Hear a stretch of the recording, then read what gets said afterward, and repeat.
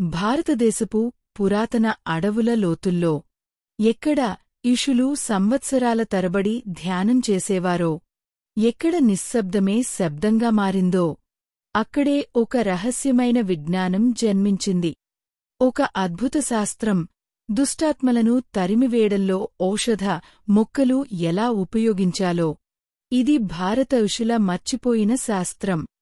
ఇవాళ ఆ గోప్యమైన జ్ఞానాన్ని మీకు అందించబోతున్నాం. స్వాగతం గురు ఎక్స్లోకి.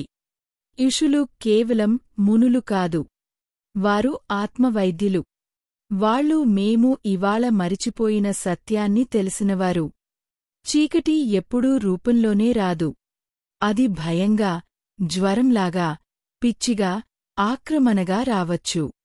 అటువంటి అగోచర శక్తులకు వ్యతిరేకంగా ఋషులు ప్రకృతిని ఆయుధంగా వాడారు. వారు మందులు వాడలేదు. వారు భయంతో మంత్రాలు చదవలేదు. వారు చెట్లు, ఆకులు, వేర్లు ఇవి శక్తిమంతమైన ప్రకంపనలు కలిగి ఉన్నాయని తెలిసినవారు. అథర్వవేదం ప్రకారం ఆధ్యాత్మిక సమస్యల 3 మూలకారణాలు: కర్మ ఫలితాలు, గ్రహ ప్రభావాలు, ఆత్మల ఆక్రమణలు, భూతం, ప్రేతం, పిశాచం. ఋషుల అభిప్రాయం ప్రకారం తక్కువ ప్రకంపనల వైపు దుష్టశక్తులు ఆకర్షితమవుతాయి. ఒక వ్యక్తి భయపడితే, నిరాశలో ఉంటే, లేదా తామసిక ఆహారం తింటే ఆయన చుట్టూ ఉన్న ఆరా బలహీనమవుతుంది. అప్పుడు ఆత్మలు లోపలికి ప్రవేశిస్తాయి. అది జరగకుండా ఋషులు అందించారు ఆహార నియమాలు, మంత్రశుద్ధి, ముఖ్యంగా ఔషధ రక్షణ. ఇప్పుడు చూద్దాం ఋషులు దుష్టశక్తులకు వ్యతిరేకంగా ఉపయోగించిన పవిత్ర మొక్కలు. తులసి. ప్రతి ఇంటి ముందు నాటే పవిత్ర మొక్క. తులసి టీ మానసిక అశాంతిని తగ్గించేది. తులసి ఆకులను గోమయంతో కలిపి దగ్ధం చేస్తే శుద్ధి అవుతుంది. తులసి మంత్రంతో రక్షణ కలుగుతుంది. వేప. దాహముగా ఉండే గుణం వల్ల తామసిక శక్తులను తరిస్తుంది. వేప పండ్లతో స్నానాలు. వేప ఆకులను తలుపుల వద్ద ఉంచడం దుష్టశక్తులను అడ్డుకొనడానికి. పసుపుతో కలిపి శరీరానికి రాసేవారు. అశ్వగంధ. మనస్సు ప్రశాంతం చేయడంలో విస్తృతంగా వాడేది. కలలు, భయం, ఆత్మ ఆక్రమణ సమస్యలకు ఉపయోగపడేది. ధైర్యాన్ని పెంచుతుంది. అది ఆత్మల ప్రవేశాన్ని అడ్డుకుంటుంది. వచ. మాట స్పష్టతను మెరుగుపరచే మొక్క. మానసిక కలకలాలను తొలగించే శక్తి ఉంది. దూకుడు, పిచ్చి ఆలోచనలను తొలగించడంలో వాడేవారు. కర్పూరం. వెలిగించి శుద్ధి చేసే శక్తి కలదు. అగ్నిశుద్ధి కార్యక్రమాల్లో ముఖ్యమైనది. కర్పూరపు నీటిని చల్లటం భూత విమోచన సమయంలో ఉపయోగపడేది. రుద్రాక్ష ఆకులు. తలకాపు నీటిలో నానబెట్టి ద్రవంగా ఉపయోగించేవారు. మానసిక ఆందోళనలకు ఇది ఉపశమనం. ధతూరా. చాలా ప్రమాదకరమైన మొక్క. కేవలం తంత్రికులు, సాధకులే వాడాలి. ధతూరా ధూమపానాన్ని శక్తివంతమైన ఆత్మలను షాక్ చేయడానికి వాడేవారు. గుగ్గులు. ఆలయ ధూపాలలో వాడేది. ఆత్మల కదలికను శాంతింపజేస్తుంది. పితృ దోష నివారణలో అవసరం. హింగు. దుర్గంధం వల్ల నెగటివ్ శక్తులు దూరంగా ఉంటాయి.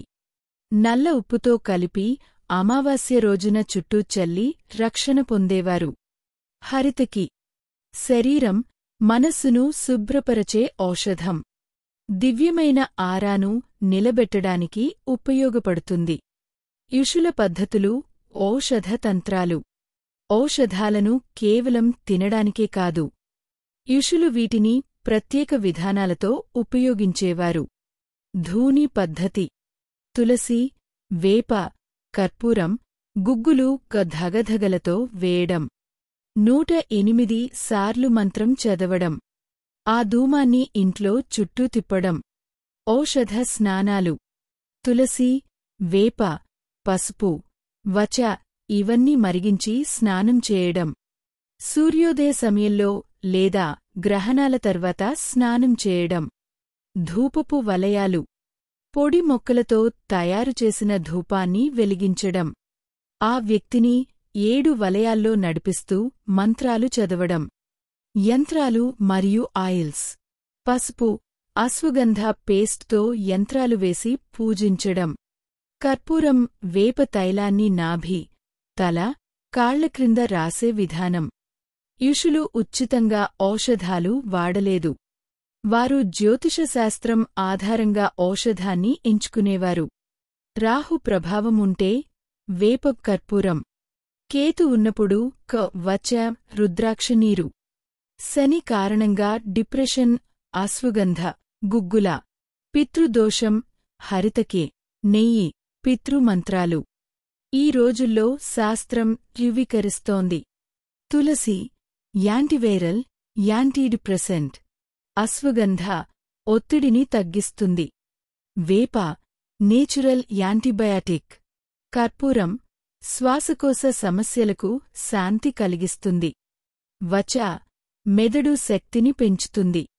హింగు ఫంగస్ పరాన్నజీవులను నశింపజేస్తుంది. ఋషులు తపస్సుతో కనుగొన్నదాన్ని మనం ల్యాబ్లో తెలుసుకుంటున్నాం. ఋషులా జీవించాల్సిన అవసరం లేదు.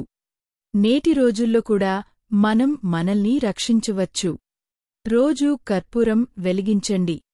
తులసి టీ, అశ్వగంధ టీ త్రాగండి. వారం కొరకు వేప స్నానం. అమావాస్య రోజుల్లో తామసిక ఆహారాన్ని మానేయండి. రుద్రాక్షమాలతో ధ్యానం చేయండి. ఓం నమో భగవతే వాసుదేవాయ ప్రతిరోజూ జపించండి. ఇవి ఆత్మను రక్షించే అమూల్యమైన కవచాలు. మన పూర్వీకులు ప్రాచీనులు కాదు. వారు ప్రాణశాస్త్రజ్ఞులు. వారు చెట్లతో మాట్లాడగలిగారు. నిశ్శబ్దాన్ని వినగలిగారు. మానవుని ఆత్మను, శక్తిని రక్షించే మార్గాలు తెలిసినవారు. చీకటి అనేది బయటలేదు. అది మన ఆలోచనలలో ఉంది. మన భయంలో ఉంది. మన ఆరాలో ఉంది. అందుకే ఋషులు చెప్పారు, చీకటిని బలంతో కాదు, ప్రకాశంతో తరిమేయాలి. ఇది గురు ఎక్స్. మీకు ఈ విజ్ఞానం నచ్చితే మా ఛానల్ను సబ్స్క్రైబ్ చేయండి, షేర్ చేయండి. ఎక్కడ తులసి ఉంటుంది, అక్కడ చీకటి ఉండదు.